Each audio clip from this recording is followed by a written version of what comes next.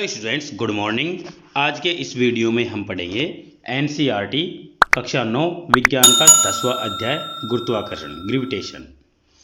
इस वीडियो को शुरू करने से पहले आपसे छोटी सी रिक्वेस्ट है कि आप चैनल को सब्सक्राइब कर लें और वीडियो को लाइक करें, अपने दोस्तों के साथ शेयर करें। चलिए शुरू करते हैं। अध्याय 8 और 9 में हमने वस्तुओं के बारे में तथा बल की गति के कारक के रूप में अध्ययन किया। हमने सीखा कि किसी वस्तु की चाल या गति की दिशा बदलने के लिए बल की आवश्यकता होती है। हम सदैव देखते हैं कि जब किसी वस्तु को ऊंचाई से गिराया जाता है तो वह पृथ्वी की ओर ही गिरती है। हम जानते हैं कि सभी ग्रह सूर्य के चारों ओर चक्कर लगाते हैं, चंद्रमा पृथ्वी की परिक्रमा करता है। इन सभी अवस्थाओं में वस्तुओं पर, ग्रहों पर तथा चंद्रमा पर लगने वाला कोई बल अवश्य होना चाहिए। सर आइजैक न्यूटन इस तथ्य को समझ गए थे कि इन सभी के लिए एक ही बल उत्तरदायी है। इस बल को गुरुत्वाकर्षण बल कहते हैं।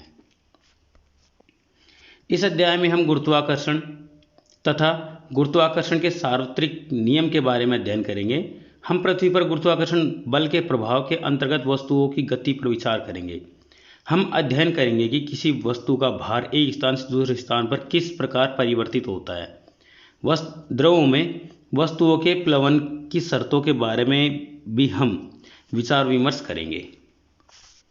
तो हम पढ़ने जा रहे हैं यहाँ पर हम गुरुत्वाकर्षण। ठीक है। हम जानते हैं कि चंद्रमा पृथ्वी का चक्कर लगाता है। किसी वस्तु को जब ऊपर की ओर फेंकते हैं तो वह कुछ ऊंचाई तक ऊपर पहुंचती है और फिर नीचे की ओर गिरती है। कहते हैं कि जब न्यूटन एक पेड़ के नीचे बैठे थे तो एक सेब उन पर गिरा। सेब के गिरने की क्रिया में न्यूटन को सोचने के लिए प्रेरित किया। उन्होंने सोचा कि यदि पृथ्वी सेब को अपनी ओर आकर्षित करती है तो क्या यह चंद्रमा को आकर्षित नहीं कर सकती? क्या दोनों स्थितियों में वही बल लग रहा है? उन्होंने अनुमान लगाया कि दोनों अवस्थाओं में एक ही प्रकार का उत्तरदायी बल उत्तरदायी है। उन्होंने तर्क दिया कि अपनी कक्षा के प्रत्येक बिंदु पर चंद्रमा किसी सरल रेखीय पथ पर गति नहीं करता, वरन पृथ्वी की ओर गिरता रहता है।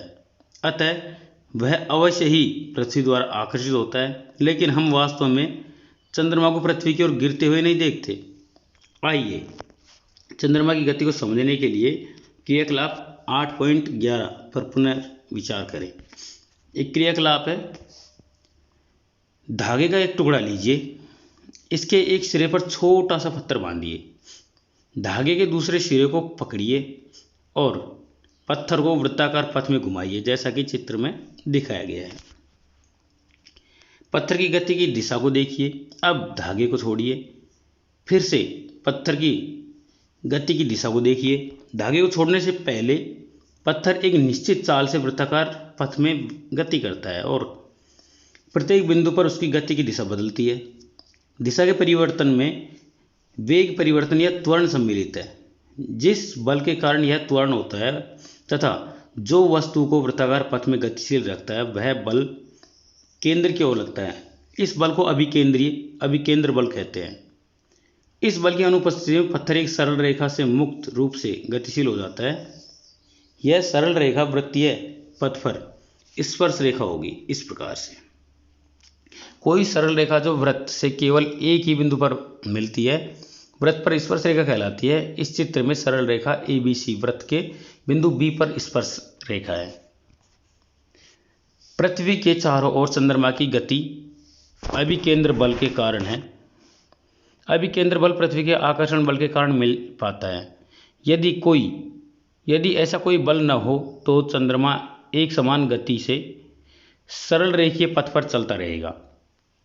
यह देखा गया कि गिरता हुआ सेब पृथ्वी की ओर आकर्षित होता है। क्या सेब भी पृथ्वी को आकर्षित करता है? यदि ऐसा है तो हम पृथ्वी को सेब की ओर गति करते हुए क्यों नहीं देख पाते? गति के तीसरे नियम के अनुसार सेब भी पृथ्वी की ओर आकर्षित होता है, लेकिन गति के दूसरे नियम के अनुसार किसी दिए हुए बल के लिए त्वरण वस्तु के द्रव्यमान के व्युत्क्रमानुपाती होता है। पृथ्वी की अपेक्षा सेब का द्रव्यमान नगण्य है, इसलिए हम पृथ्वी को सेब की ओर गति गति करते नहीं देखते। इसी तर्क का विस्तार यह जानने के लिए कीजिए कि पृथ्वी चंद्रमा की ओर गति क्यों नहीं करती। हमारे सौर परिवार में सभी ग्रह सूर्य की परिक्रमा करते हैं। पहले की भांति तर्क हम कह सकते हैं कि सूर्य और ग्रहों के बीच एक बल विद्यमान है। उपरोक्त तथ्यों के आधार पर न्यूटन ने निष्कर्ष निकाला कि केवल पृथ्वी सेब और चंद्रमा को आकर्षित नहीं करती, बल्कि विश्व के सभी पिंड एक दूसरे को आकर्षित करते हैं। वस्तुओं के बीच यह आकर्षण बल गुरुत्वाकर्षण बल कहलाता है। नेक्स्ट जो हम पढ़ने जा रहे हैं वो है गुरुत्वाकर्षण का सार्वत्रिक नियम। बहुत ही इंपॉर्टेंट है, ध्यान रखना इसको। विश्व का प्रत्येक पिंड अन्य पिंड को एक बल से आकर्षित करता है, जो दोनों पिंडों के द्रव्यमानों के गुणनफल के समानुपाती तथा उनके बीच की दूरी के वर्ग के व्युत्क्रमानुपाती होता है। यह बल दोनों पिंडों को मिलाने वाली रेखा की दिशा में लगता है इस प्रकार से, F बराबर G M1 M2 D square. यहाँ पर M पहले का और M1 पहले का और M2 दूसरे का द्रव्यमान है, वस्तु का द्रव्यमान है। ठीक है, अब हम बात करेंगे सर आइजक न्यूटन के बारे में। सर आइजक न्यूटन का जन्म इंग्लैंड में ग्रैंथम के निकट वुल्सथोर्पे में हुआ। विज्ञान के इतिहास में वह प्राय सबसे अधिक मौलिक और प्रभावशाली सिद्धांतवादी के रूप में जाने जाते हैं। वे एक निर्धन कृषक परिवार में जन्मे थे, लेकिन वे खेती के काम में कुशल नहीं थे। 1661 में शिक्षा ग्रहण करने के लिए उन्हें कैम्ब्रिज विश्वविद्यालय भेज दिया गया। सन 1665 में कैम्ब्रिज में प्लेग फैल गया और न्यूटन को 1 वर्ष की छुट्टी मिल गई। ऐसा कहा जाता है कि इसी वर्ष उनके ऊपर सेब गिरने की घटना घटित हुई। इस घटना ने न्यूटन को चंद्रमा को उसकी कक्षा में बनाए रखने वाले बल तथा गुरुत्व बल के बीच संबंध की संभावना की खोज करने को प्रेरित किया। उन्होंने गुरुत्वाकर्षण का सार्वत्रिक नियम खोज निकाला। विशिष्ट बात यह है कि उनसे पहले भी बहुत से महान वैज्ञानिक गुरुत्व के बारे में जानते थे, किंतु वे उसके महत्व को समझने में असफल रहे। न्यूटन ने गति के सुप्रसिद्ध नियमों का प्रतिपादन किया। उन्होंने प्रकाश तथा रंगों के सिद्धांतों पर कार्य किया। उन्होंने खगोलीय प्रेक्षणों के लिए खगोलीय दूरदर्शी की रचना की। न्यूटन एक महान गणितज्ञ भी थे। उन्होंने गणित की एक नई शाखा खोज की जिन्हें कलन या कैलकुलस कहते हैं। इसका उपयोग उन्होंने यह सिद्ध करने के लिए किया कि किसी एक समान घनत्व वाले गोले के बाहर स्थित वस्तुओं के लिए गोले का व्यवहार इस प्रकार होता है कि जैसे कि उसका संपूर्ण द्रव्यमान उसी केंद्र पर स्थित हो। न्यूटन ने अपने गति के 3 नियमों तथा गुरुत्वाकर्षण के सार्वत्रिक नियम से भौतिकीय विज्ञान के ढांचे को बदल दिया। 17वीं शताब्दी की प्रमुख वैज्ञानिक क्रांति के रूप में न्यूटन ने कोपरनिकस, केपलर, गैलीलियो तथा अन्य के योगदान को अपने कार्यों के साथ एक नए शक्तिशाली संश्लेषण के रूप में सम्मिश्रित किया। यह एक विशिष्ट बात है कि उस समय तक गुरुत्व सिद्धांत का सत्यापन नहीं हो सका, यद्यपि इसकी सत्यता के बारे में संदेह नहीं था। इसका कारण था कि न्यूटन का सिद्धांत ठोस वैज्ञानिक तर्कों पर आधारित था और गणित से इसकी पुष्टि की गई थी। इससे यह सिद्धांत सरल व परिष्कृत हो गया। ये विशेषताएं आज भी किसी अच्छे वैज्ञानिक सिद्धांत के लिए अपेक्षित हैं। न्यूटन ने व्युत्क्रम वर्ग का नियम कैसे अनुमान लगाया? ग्रहों की गति के अध्ययन में सदैव से ही हमारी गहरी रुचि रही है। 16वीं शताब्दी तक अनेक खगोल शास्त्रियों ने ग्रहों की गति से संबंधित बहुत से आंकड़े एकत्रित कर लिए थे। जोहान्स केपलर ने इन आंकड़ों के आधार पर 3 नियम व्युत्पन्न किए। उन्हें केपलर के नियम कहा जाता है और ये नियम इस प्रकार से हैं। तो ये तीनों नियम है ना, इंपॉर्टेंट है। आप इनको यहाँ से लेकर और ये जो तीनों नियम है लास्ट तक आपको पढ़ने हैं। ठीक है, तो पहला नियम ये है, प्रत्येक ग्रह की कक्षा एक दीर्घवृत्त होती है और सूर्य इस दीर्घवृत्त के एक फोकस पर होता है, जैसा कि नीचे जो चित्र है उसमें दिखाया गया है, ओक में दर्शाया गया है। दूसरा, सूर्य तथा ग्रह को मिलाने वाली रेखा समान समय में समान क्षेत्रफल तय करती है। इस प्रकार यदि ए से बी तक गति करने में लगा समय सी से डी तक गति करने में लगे समय के बराबर हो तो क्षेत्रफल ओ ए बी तथा क्षेत्रफल ओ सी डी बराबर होंगे। तीसरा नियम, सूर्य से किसी ग्रह की औसत दूरी r का घन उस ग्रह के सूर्य के परित परिक्रमण काल t के वर्ग के समानुपाती होता है। अथवा मतलब इस नियम को ऐसे लिखा जा सकता है, r³/t² बराबर नियतांक। ठीक है, ये जो चित्र बनाया था केपलर ने, हाँ, आगे यह जानना महत्वपूर्ण है कि ग्रहों की गति की व्याख्या करने के लिए केपलर कोई सिद्धांत प्रस्तुत नहीं कर सके। न्यूटन ने ही यह दिखाया कि ग्रहों की गति के कारण गुरुत्वाकर्षण का वह बल है जो सूर्य उन पर लगाता है। न्यूटन ने केपलर के तीसरे नियम का उपयोग गुरुत्वाकर्षण बल का परिकलन करने में किया। पृथ्वी का गुरुत्वाकर्षण बल दूरी के साथ घटता जाता है। एक सरल वक्र इस प्रकार है। हम कल्पना कर सकते हैं कि ग्रहों की कक्षाएं वृत्ताकार है। मान लीजिए कि कक्षीय वेग v तथा ग्रह की कक्षा की त्रिज्या r है। तब परिक्रमा करते हुए ग्रह पर लगने वाला बल F समानुपाती v²/r। यदि परिक्रमण काल t है तब v बराबर 2πr/t अर्थात v² समानुपाती होगा r²/t²। इस संबंध को इस प्रकार लिखा जा सकता है v² समानुपाती 1/r गुणा r³/t², क्योंकि r³/t² केपलर के तीसरे नियम के अनुसार एक स्थिरांक है। अतः v² समानुपाती होगा 1/r के। इसे f समानुपाती v²/r के साथ संयोजित करने पर हमें प्राप्त होता है f समानुपाती 1/r²।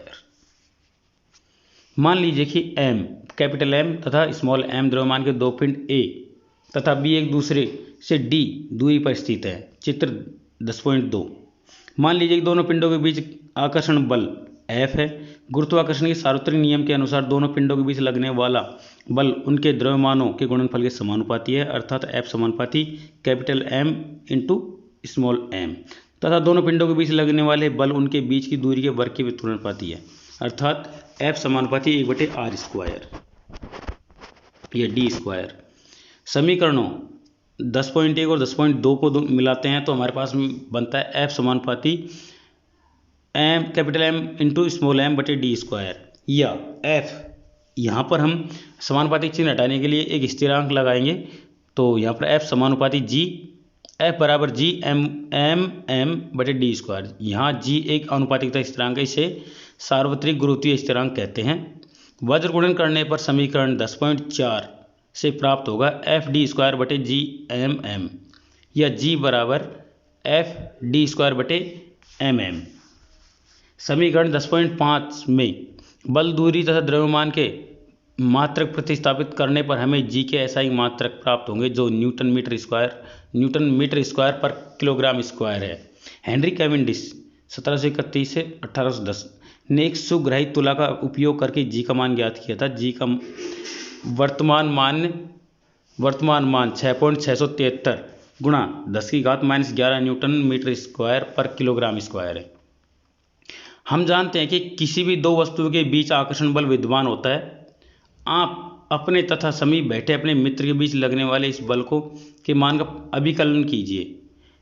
निष्कर्ष निकालिए कि आप इस बल को अनुभव क्यों नहीं करते। यह नियम सार्वत्रिक इस अभिप्राय से है कि यह सभी वस्तुओं पर लगता है, चाहे ये वस्तुएं बड़ी हों या छोटी हों, चाहे ये खगोलीय हों या पार्थिव हों। व्युत्क्रम वर्ग Fd के वर्ग के व्युत्क्रमानुपाती है। इस कथन का अर्थ है कि यदि d को 6 गुणा कर दिया जाता है तो f का मान 6 का वर्ग मतलब 36वां भाग रह जाएगा। इसके लिए कुछ उदाहरण दे रखे हैं, इनसे हम कुछ समीकरणों के हल करेंगे। जैसे 10.1 उदाहरण है, पृथ्वी का द्रव्यमान 6 × 10⁻24 kg है तथा चंद्रमा का द्रव्यमान 7.4 × 10⁻22 kg है। यदि पृथ्वी तथा चंद्रमा के बीच की दूरी 3.84 × 10⁵5 किलोमीटर मतलब 3,84,000 किलोमीटर है तो पृथ्वी द्वारा चंद्रमा पर लगाए गए बल का परिकलन कीजिए। यहाँ पर G का मान 6.7 × 10⁻⁻11 न्यूटन मीटर स्क्वायर पर किलोग्राम स्क्वायर है। ठीक है, ये सारे मान हैं। इसके आधार पर हम इस समीकरण को हल करते हैं। यहाँ पर सारे मान जैसे सवाल में दे रखे हैं वैसे वैसे हम लिख लेंगे। लिखने के बाद में हमारे पास में F बराबर G mm/d² फॉर्मूला होता है। हमें F का मान निकालना है, मतलब दोनों पृथ्वी और चंद्रमा के बीच लगने वाले गुरुत्वाकर्षण बल का मान। जब इनको हम रखेंगे इसमें 6.7 × 10⁻⁻11 गुणा 6 × 10⁻24 गुणा 7.4 × 10⁻22, इसके भाग में लिखेंगे 3.84 × 10⁸8। जब इन सबको हल करेंगे तो ये निकल के आता है 2.02 × 10⁻20 न्यूटन। अतः पृथ्वी पर चंद्रमा द्वारा लगाया गया बल 2.02 × 10⁻20 न्यूटन है। काफ़ी ज़्यादा बल होता है ये। अब हम गुरुत्वाकर्षण के सार्वत्रिक नियम का महत्व की बात करेंगे, क्यों इसका महत्व है। गुरुत्वाकर्षण सार्वत्रिक नियम अनेक ऐसी परिघटनाओं की सफलतापूर्वक व्याख्या करता था जो असंबद्ध मानी जाती थी। हमें पृथ्वी से बांधे रखने वाला बल, दूसरा पृथ्वी के चारों ओर चंद्रमा की गति, सूर्य के चारों ओर ग्रहों की गति तथा चंद्रमा तथा सूर्य के कारण ज्वार भाटा जो पृथ्वी पर आता है। ठीक है, तो अब हम नेक्स्ट बात करेंगे मुक्त पतन की। मुक्त पतन क्या होता है, तो चलिए जानते हैं इस आर्टिकल के अंदर। मुक्त पतन का अर्थ जानने के लिए आइए एक क्रियाकलाप करते हैं। एक पत्थर लीजिए, इसे ऊपर की ओर फेंकिए, यह एक निश्चित ऊंचाई तक पहुंचता है और तब नीचे गिरने लगता है। हम जानते हैं कि पृथ्वी वस्तुओं को अपनी ओर आकर्षित करती है। पृथ्वी के इस आकर्षण बल को गुरुत्वीय बल कहते हैं। अतः जब वस्तुएं पृथ्वी की ओर केवल इसी बल से गिरती हैं तब हम कहते हैं कि वस्तुएं मुक्त पतन है। क्या गिरती हुई वस्तुओं के वेग में कोई परिवर्तन होता है? गिरते समय वस्तुओं की गति की दिशा में कोई परिवर्तन नहीं होता, लेकिन पृथ्वी के आकर्षण के कारण वेग के परिमाण में परिवर्तन होता है। वेग में कोई भी परिवर्तन त्वरण को उत्पन्न करता है। जब भी कोई वस्तु पृथ्वी की ओर गिरती है तो त्वरण कार्य करता है। यह त्वरण पृथ्वी के गुरुत्वीय बल के कारण है, इसलिए इस त्वरण को पृथ्वी के गुरुत्वीय बल के कारण त्वरण या फिर गुरुत्वीय त्वरण कहते हैं। इसे जी द्वारा निर्दिष्ट करते हैं। जी के मात्रक वही है जो त्वरण के मात्रक है, अर्थात मीटर पर सेकंड स्क्वायर। गति के दूसरे नियम में हमें ज्ञात होता है कि बल द्रव्यमान तथा त्वरण का मात्रक है। मान लीजिए कि क्रियाकलाप 10.2 में पत्थर का द्रव्यमान m है। हम पहले से ही जानते हैं कि मुक्त रूप से गिरती हुई वस्तुओं में गुरुत्वीय बल के कारण त्वरण लगता है और इसे जी से निर्दिष्ट करते हैं। इसलिए गुरुत्वीय बल का परिमाण F द्रव्यमान तथा गुरुत्वीय त्वरण के गुणनफल के बराबर होगा, अर्थात F बराबर mg। समीकरण 10.4 और 10.6 से हमें ये प्राप्त होता है। तो यहाँ पर F बराबर क्या होता है, जी m1 m2 बटे डी स्क्वायर और F बराबर mg, दोनों को बराबर रखते हैं। तो ये बराबर रखने पर g बराबर क्या निकल के आता है, m से m कट जाएगा तो g m बटे डी स्क्वायर, मतलब g का मान हम जी m बटे डी स्क्वायर निकल कर आएगा, जहाँ पर m पृथ्वी का द्रव्यमान है तथा d वस्तु तथा पृथ्वी के बीच की दूरी है। मान लीजिए कि एक वस्तु पृथ्वी पर या इसकी सतह के पास है। समीकरण 10.7 में दूरी d पृथ्वी की त्रिज्या r के बराबर होगी। इस प्रकार पृथ्वी की सतह पर या उसके समीप रखी वस्तुओं के लिए mg बराबर जी m1 m2 मान सकते हैं इसको बटे आर स्क्वायर। तो जी बराबर जी m बटे आर स्क्वायर ये हो जाएगा। पृथ्वी एक पूर्ण गोला नहीं है। पृथ्वी की त्रिज्या ध्रुवों से विषुवत वृत्त की ओर जाने पर बढ़ती है, इसलिए जी का मान ध्रुवों पर विषुवत वृत्त की अपेक्षा अधिक होता है। अधिकांश गणनाओं के लिए पृथ्वी की सतह पर या इसके पास जी के मान की लगभग स्थिर मान सकते हैं, लेकिन पृथ्वी से दूर की वस्तुओं के लिए पृथ्वी गुरुत्व बल के कारण त्वरण समीकरण 10.7 से ज्ञात किया जा सकता है। गुरुत्व त्वरण जी के मान का परिकलन। गुरुत्व त्वरण जी के मान का परिकलन करने के लिए हमें समीकरण 10.9 में जी एम तथा आर के मान रखने होंगे। जैसे सार्वत्रिक गुरुत्वीय नियतांक जी बराबर 6.7 गुणा 10⁻11 न्यूटन मीटर स्क्वायर पर केजी स्क्वायर।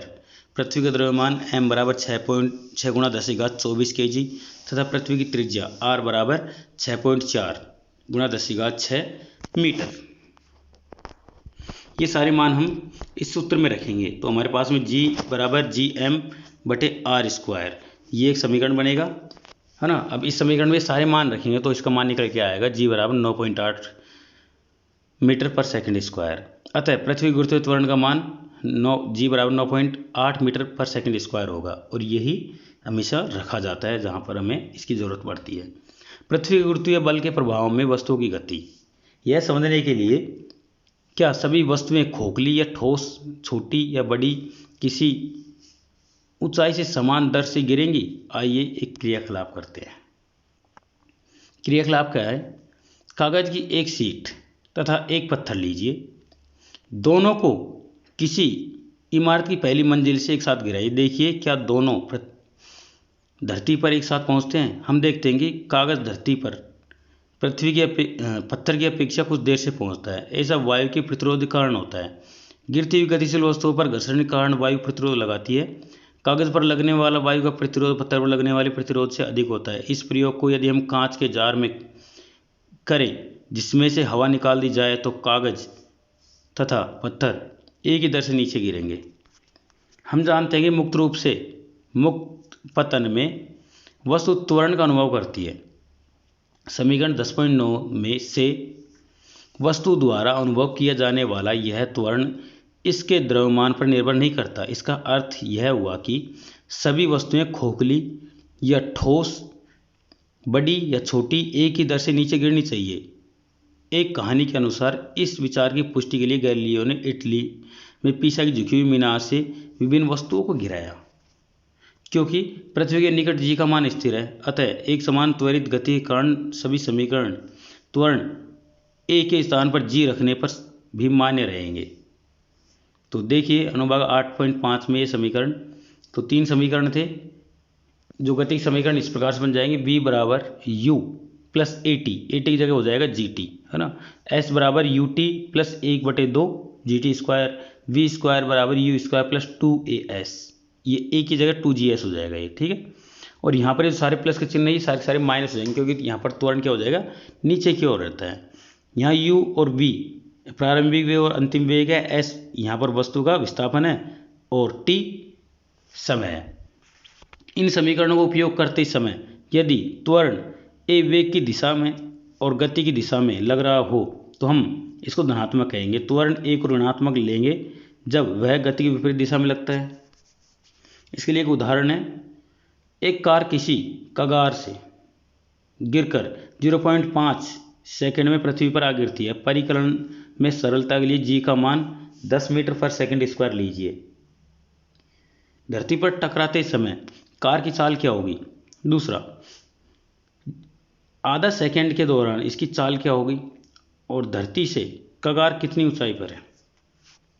ये सारे प्रश्न हैं, इनको हम यहाँ पर हल करेंगे। तो सबसे पहले हम चाल निकालेंगे। तो हमारे चाल का फॉर्मूला होता है v बराबर u प्लस ए टी। यहाँ पर u क्या है, 0 है, इसलिए हम क्या रखेंगे 0 प्लस a का मान हम गुरुत्वीय त्वरण रखेंगे, मतलब 10 मान लेते हैं, g का मान 10 मान लेते हैं और t का मान हमारे पास में आधा सेकेंड है। तो 10 को हम आधे से गुणा करेंगे तो ये उत्तर निकल कर आएगा 5 मीटर पर सेकेंड। ये चाल निकल कर आएगी हमारी, ठीक है।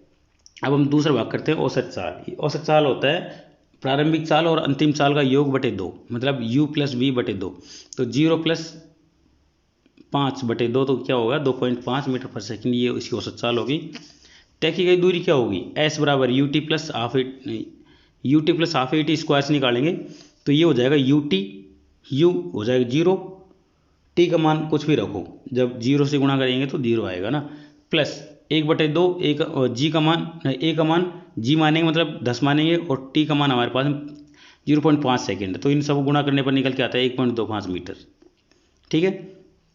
और ये तो तय की गई दूरी, अतः ये तीनों इसके उत्तर निकल कर आते हैं। एक और उदाहरण दे रखा है, इसे आप स्वयं कीजिए, बहुत आसान है इस तरह की करना।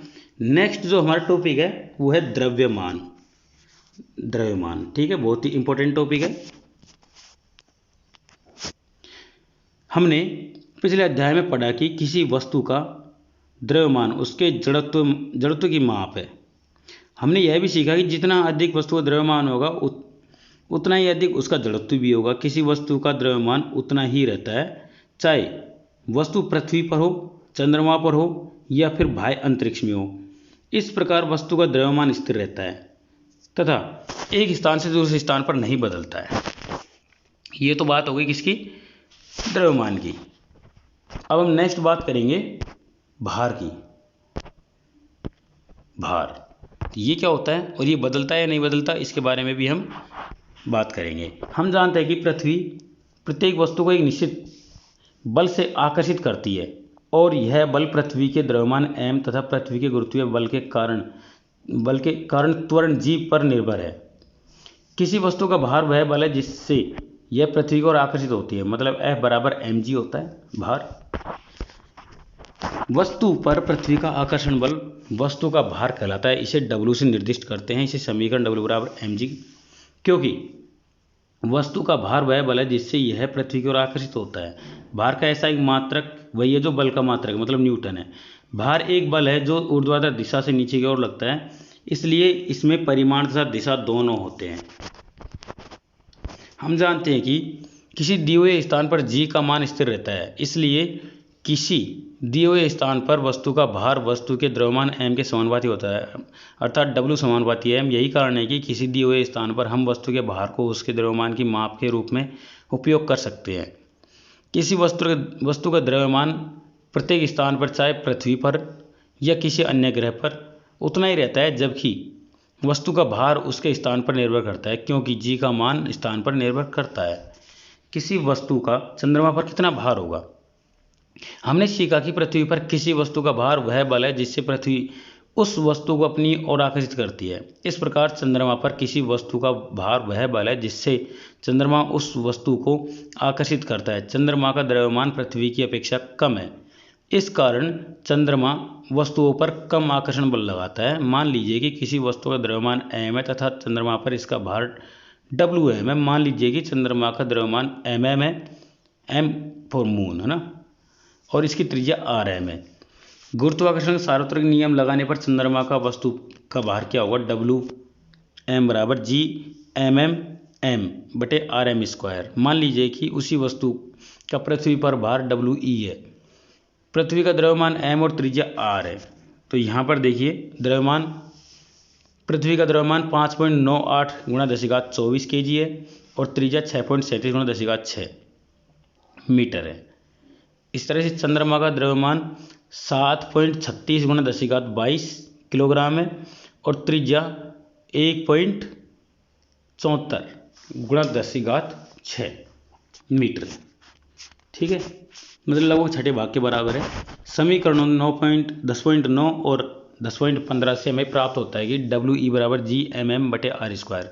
समीकरण 16 और 17 में सारणी 10.1 से उपयुक्त मान रखने पर Wm बराबर होगा g गुणा 7.36 गुणा 10⁻22 बटे 1.74 गुणा 10⁻6। तो इसको हल करने पर ये निकल के आएगा Wm बराबर, मतलब पृथ्वी का व चंद्रमा का भार निकल के आएगा 2.431 गुणा 10⁻10 gm।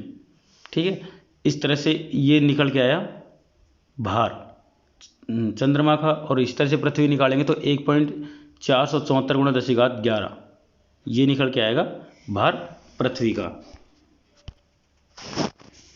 अब जो समीकरण है 10.18a और 10.18b से भाग देने पर हमें इस प्रकार से इन दोनों का अनुपात निकल कर आएगा। तो Wm बटे We, Wm का मान रखेंगे 2.431 गुणा 10⁻11 और We का मान रखेंगे 1.474 गुणा 10⁻11। जब दोनों का अनुपात निकालते हैं तो निकल के आएगा 0.165, मतलब 1/6। वस्तु का चंद्रमा पर भार बटे पृथ्वी पर वस्तु का भार, तो ये होगा 1/6 के बराबर। अर्थात जो कोई वस्तु पृथ्वी पर 6 किलोग्राम की है वह चंद्रमा पर जाकर केवल 1 किलोग्राम की ही रह जाएगी। एक वस्तु का द्रव्यमान 10 kg है, पृथ्वी पर इसका भार क्या होगा? पृथ्वी पर इसका भार क्या होगा? देखिए यहाँ पर एक वस्तु का द्रव्यमान 10 kg है, m बराबर 10 kg, g बराबर 9.81 लगाएंगे, मल्टीप्लाई करेंगे इसको तो निकल के आएगा 98 न्यूटन। मतलब वह वस्तु नीचे की ओर 98 न्यूटन भार लगा रही होगी। इस तरह से एक और उदाहरण है, एक वस्तु का भार पृथ्वी की सतह पर मापने पर 10 न्यूटन आता है, इसका भार चंद्रमा की सतह पर कितना आएगा? तो यहाँ पर हम क्या करेंगे, 10 में 6 का भाग दे देंगे तो अपने आप ही निकल के आ जाएगा 1.67 न्यूटन। अतः चंद्रमा की सतह पर वस्तु का भार 1.67 न्यूटन होगा। अब नेक्स्ट बात करेंगे हम प्रणोद तथा दाब। प्रणोद तथा दाब क्या होते हैं, चलिए जानते हैं। क्या आपने कभी सोचा है कि ऊंट रेगिस्तान में आसानी से क्यों दौड़ पाता है? सेना का टैंक जिसका भार 1000 टन से भी अधिक होता है, एक सतत चैन पर क्यों टिका होता है? किसी ट्रक या बस के टायर इतने चौड़े क्यों होते हैं? काटने वाले औजार की धार तेज क्यों होती है? इन प्रश्नों का उत्तर जानने के लिए तथा इनमें शामिल परिघटनाओं को समझने के लिए दी गई वस्तु पर एक विशेष दिशा में लगने वाले नेट बल मतलब प्रणोद तथा प्रति एकम क्षेत्र पर लगने वाले बल दाब की धारणा से परिचित करना आवश्यक है। प्रणोद तथा दाब का अर्थ समझने के लिए आइए निम्नलिखित स्थितियों पर विचार करें। पहली स्थिति यह है, किसी बुलेटिन बोर्ड पर आप एक चार्ट लगाना चाहते हैं, जैसा कि चित्र 10.3 में दर्शाया गया है। यह कार्य करने के लिए आपको ड्राइंग पिनों को एक अंगूठे से दबाना होगा। इस अवस्था में आप इनके शीर्ष मतलब चपटे भाग के सतह के क्षेत्रफल पर बल लगाते हैं। यह बल बोर्ड की सतह मतलब पृष्ठ के लंबवत लगता है। यह बल पिन की नोक पर अपेक्षाकृत छोटे क्षेत्रफल पर लगता है।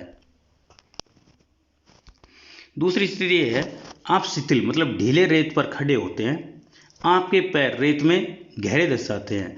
अब रेत पर लेटिए। आप देखेंगे कि आपका शरीर रेत में पहले जितना नहीं धंसता।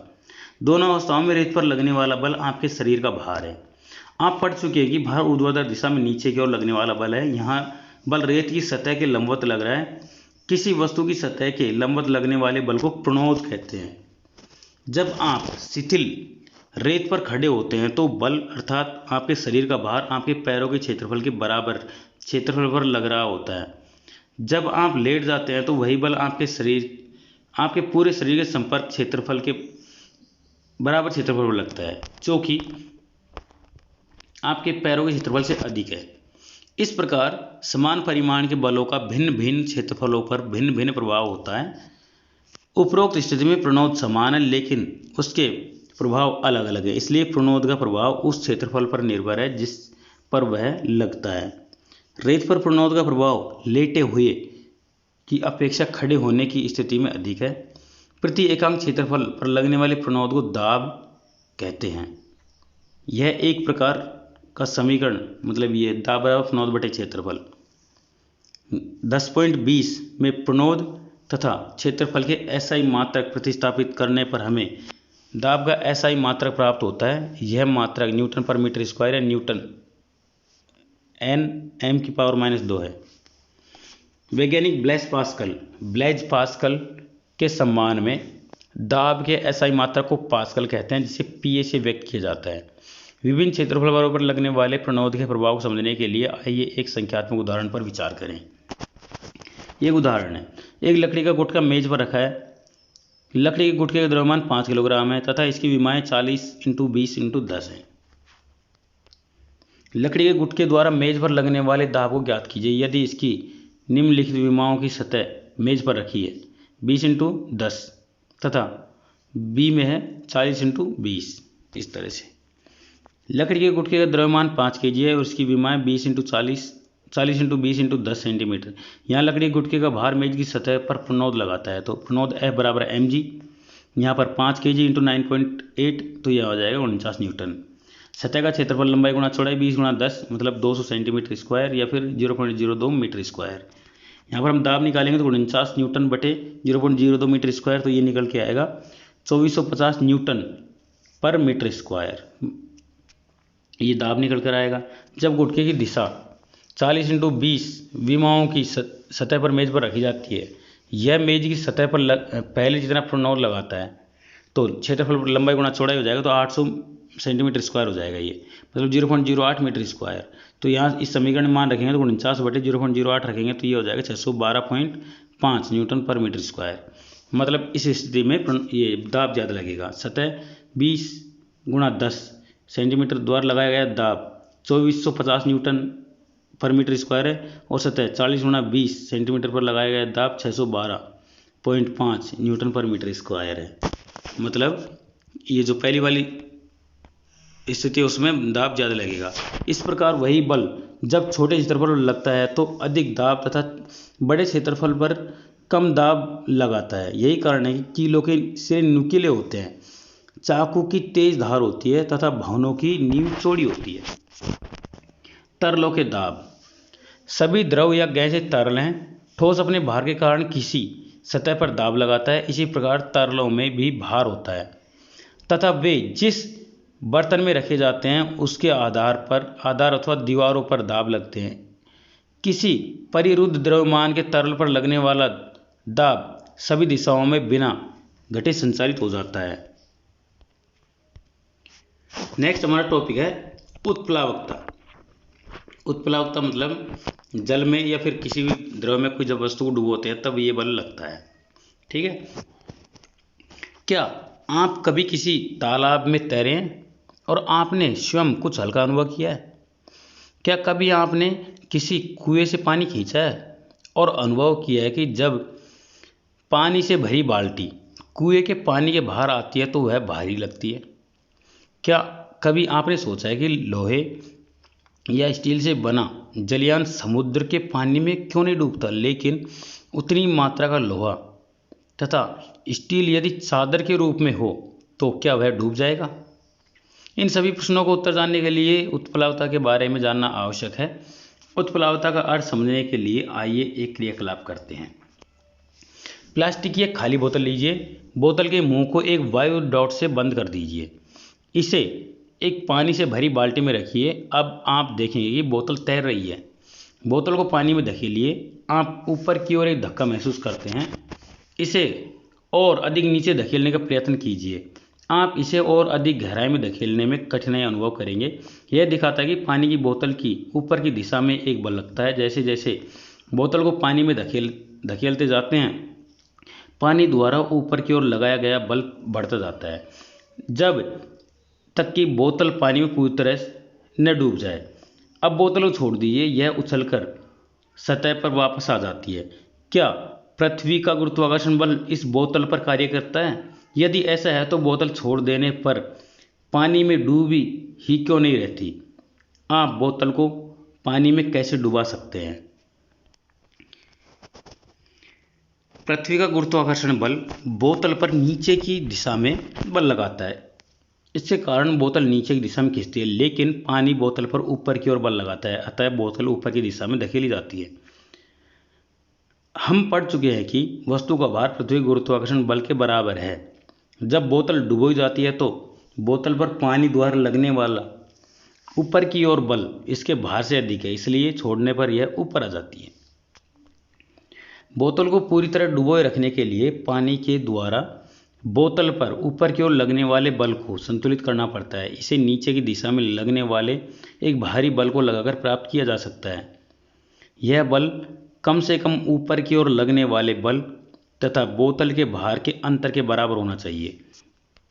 बोतल पर पानी द्वारा ऊपर की ओर लगने वाला बल उत्प्लावन बल कहलाता है। वास्तव में किसी तरल में डुबोने पर सभी वस्तुओं पर एक उत्प्लावन बल लगता है। उत्प्लावन बल का परिमाण तरल के घनत्व पर निर्भर करता है। पानी की सतह पर रखने पर वस्तुएं तैरती या डूबती क्यों हैं? इस प्रश्न का उत्तर प्राप्त करने के लिए आइए निम्नलिखित क्रियाकलाप करते हैं। पानी से भरा एक बीकर लीजिए। एक लोहे की कील लीजिए और इसे पानी की सतह पर रखिए। देखिए क्या होता है। कील डूब जाती है। कील पर लगने वाला पृथ्वी का गुरुत्वाकर्षण बल इसे नीचे की ओर खींचता है। पानी कील पर उत्प्लावन बल लगाता है जो इसे ऊपर की ओर धकेलता है, लेकिन कील पर नीचे की ओर लगने वाला बल कील पर पानी द्वारा लगाए गए उत्प्लावन बल से अधिक है, इसलिए यह डूब जाती है। एक क्रियाकलाप है। पानी से भरा बीकर लीजिए। एक कील और एक समान द्रव्यमान का एक कॉर्क का टुकड़ा लीजिए। इन्हें पानी की सतह पर रखिए। फिर देखिए क्या होता है। कॉर्क तैरता है जबकि कील डूब जाती है। ऐसा उसके घनत्वों में अंतर के कारण होता है। किसी पदार्थ घनत्व उसे एकांक आयतन के द्रव्यमान को कहते हैं। कार्क का घनत्व पानी के घनत्व से काफ़ी कम है। इसका अर्थ है कि कार्क पर पानी का उत्प्लावन बल कार्क के भार से अधिक है, इसलिए यह तैरता है। लोहे की कील का घनत्व पानी के घनत्व से अधिक है। इसका अर्थ है कि लोहे की कील पर पानी का उत्प्लावन बल लोहे की कील के भार से कम है, इसलिए यह डूब जाती है। इस प्रकार द्रव के घनत्व से कम घनत्व की वस्तुएं द्रव पर तैरती हैं। द्रव के घनत्व से अधिक घनत्व की वस्तुएं द्रव में डूब जाती हैं। अब नेक्स्ट बात करेंगे हम आर्किमिडीज के सिद्धांत की। ये आर्किमिडीज जो सिद्धांत है ना, ये इंपॉर्टेंट है, आपसे एग्जाम में ज़रूर पूछा जाएगा इस साल। ठीक है, तो इसे इंपॉर्टेंट लगा लें। यहाँ पर ये इंपॉर्टेंट है। ठीक है, ये वाला टॉपिक तो ज़रूर। चलिए शुरू करते हैं इसको। एक क्रियाकलाप है इसके लिए। एक पत्थर का टुकड़ा लीजिए और इसे कमानीदार तुला या रबड़ की डोरी के एक सिरे से बांध दीजिए। तुला या डोरी को पकड़कर पत्थर को लटकाइए, जैसा कि चित्र आगे 6.A यहाँ पर दिखेगा आपको। इसमें नहीं बता रखा, 6.1 साथ पहले रह गया है ना। पत्थर के भार के कारण रबड़ की डोरी की लंबाई में वृद्धि या कमाईदार तुला का पाठ्यांक नोट कीजिए। अब पत्थर को एक बर्तन में रखे पानी में धीरे से डुबोइए, जैसा कि चित्र 10.6B में दिखाया गया है। प्रेक्षण कीजिए कि डोरी की लंबाई में या तुला की माप में क्या परिवर्तन होता है। इस तरह से ये जो माप दिखाया गया चित्र ना, इस तरह से क्या परिवर्तन होता है। यहाँ पर आप देखेंगे कि जैसे ही पत्थर को धीरे धीरे पानी नीचे ले जाते हैं, डोरी की लंबाई या तुला के पाठ्यांक में कमी आ जाती है। तथापि जब पत्थर डोरी की लंबाई या तुला के पाठ्यांक में कमी आ जाती है, तथापि जब पत्थर पानी में पूरी तरह डूब जाता है तो उसके बाद कोई परिवर्तन नहीं दिखाई देता। डोरी के प्रसार या तुला की माप में कमी से आप क्या निष्कर्ष निकालते हैं? हम जानते हैं कि रबड़ की डोरी की लंबाई में परिवर्तन या तुला के पाठ्यांक में वृद्धि पत्थर के भार के कारण होती है, क्योंकि पत्थर को पानी में डुबोने पर इन वृद्धियों में कमी आ जाती है। इसका अर्थ है कि पत्थर पर ऊपर की दिशा में कोई बल लगता है। इसके परिणाम स्वरूप रबड़ की डोरी पर लगने वाला नेट बल कम हो जाता है, इसलिए लंबाई की वृद्धि में भी कमी आ जाती है, जैसा कि पहले ही चर्चा की जा चुकी है। पानी द्वारा ऊपर की ओर लगाया गया बल उत्प्लावन बल कहलाता है। मतलब आप ये जो पॉइंट है ना, पानी द्वारा ऊपर की ओर लगाया गया बल उत्प्लावन बल है, इसे नोट कर लें। यह आपके एग्जाम में या फिर आपके जो पीछे प्रश्न है उनमें जरूर पूछा जाएगा। ठीक है।